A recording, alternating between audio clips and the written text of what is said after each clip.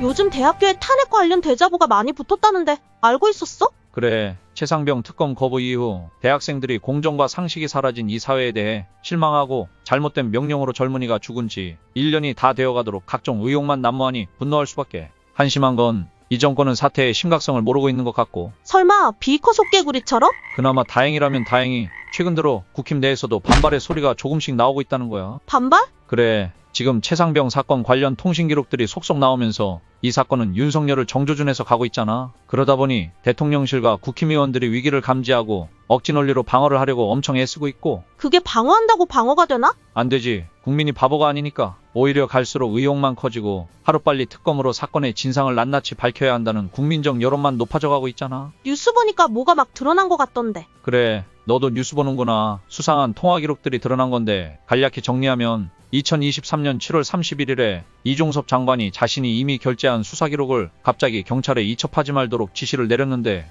그 전에 대통령실에 누군가로부터 전화를 받은 게 드러났고 이날 VIP가 경로했다는 말이 전해진 것으로 보여. 이런 일로 처벌하면 누가 사단장을 하냐고 했다는? 잘하네. 그리고 8월 2일엔 박정훈 대령이 이미 경찰로 넘긴 수사 기록을 다시 회수하기 전으로 대통령실과 국방부 등이 서로 수차례 전화가 오갔는데 매우 충격적인 것이, 충격적인 거? 그동안 이 사건에 전혀 관여 안 한 것처럼 앞으로 대민 작전을 하더라도 이런 일은 절대 일어나면 안 된다.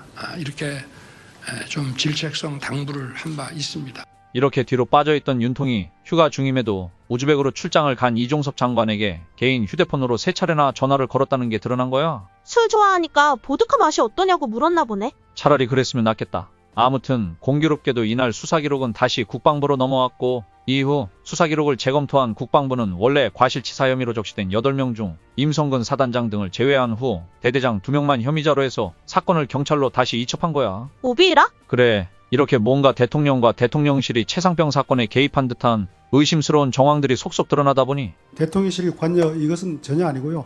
제가 안 보시는 누구하고도 제가 이 문제 가지고 이야기한 적은 없고, 이렇게 국회에서 통화한 적 없다고 하던 이종섭 전 장관의 해명이 뻘쭘해졌어. 그래서 10개 물속은 알아도 한 개 사람 속은 모른다잖아. 요즘 학원 다니니? 계속해. 그래서 이렇게 중요한 빼박 통화 기록들이 나오니까 대통령실도 무조건 아니라고 잡아떼기는 어렵고 하니 이런저런 해명들을 하는데, 대통령실 고위 관계자는 사견임을 전제로 말하길 우선 경로설에 대해서 수사권 없는 해병대 수사단이 군사법원법에 맞지 않게 혐의자를 많이 만들었으니 바로잡으라고 대통령이 야단을 친 게 아니겠느냐며 사실상 경로설을 인정했어. 잠깐만, 대통령이면 혐의자 수를 줄여라 말아라 해도 돼? 당연히 안 되지. 대통령은 왕이 아니니까.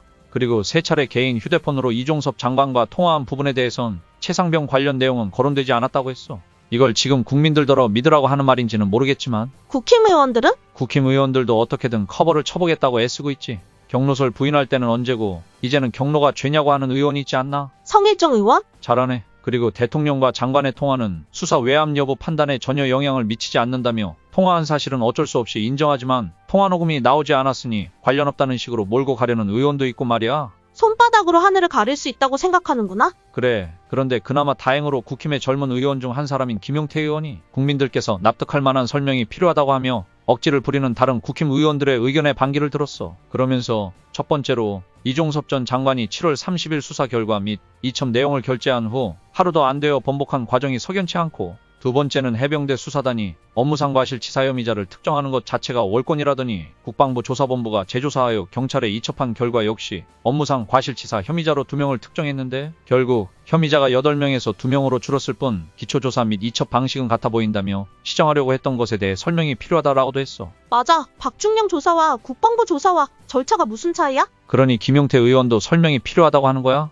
그리고 세 번째는 결국 수사는 경찰에서 정식으로 다시 하는 것인데 범죄행위 인지통보에 불과한 이첩 내용에 왜 그렇게 집착했느냐고 하면서 국방부와 대통령실은 유가족과 국민 앞에 당시의 상황을 있는 그대로 설명해야 한다고 목소리를 높였어. 김용태 의원이 말한 3가지가 나도 이상하게 생각했던 부분이야. 그러니 대통령이나 대통령실로부터 그에 대한 책임 있는 설명과 답을 꼭 들어야 하는 거고, 여기에 추가로 민주당 의원들이 윤통에게 4가지 질문에 답하라고 한 게 있어. 첫째, 윤석열 대통령이 이종섭 장관과 통화한 이유가 무엇이며 구체적으로 어떤 내용으로 통화했는지, 이종섭 장관과 통화 시 왜 개인 휴대폰을 쓴 것인지, 개인 폰 사용이 이번 통화 외에 또 있는지, 7월 31일 11시 54분 이종섭 장관에게 전화한 대통령실 인사는 누구인지 밝히십시오. 우리 청와대 출신 의원단 일동은 이 모든 진실을 밝히기 위해 앞장서서 윤석열 정부와 싸우고 대통령과 대통령실에서 이런 의혹과 궁금증에 대해 제대로 된 답을 내놓을까? 제대로 된 수사를 하기 전엔 어렵다고 봐야지. 그런데 난 개인적으로 꼭 묻고 싶은 게 한 가지 더 있어. 얼차려 받다가 사망한 훈련병의 연결식 날 윤통은 국힘 의원들과 꼭 그렇게 맥주를 시원하게 마셨어야 했는지, 도대체 윤통에게 이 나라 사병들은 어떤 존재인지 묻고 싶어. 군대를 안 갔다 와서 사병에 대해 잘 모르는 게 아닐까? 그럴지도. 작은 구멍 하나로 뚝이 무너진다는데. 아무튼 하루빨리 모든 진실이 밝혀졌으면 좋겠어. 구독과 좋아요 부탁드리면서 오늘 영상은 여기까지입니다.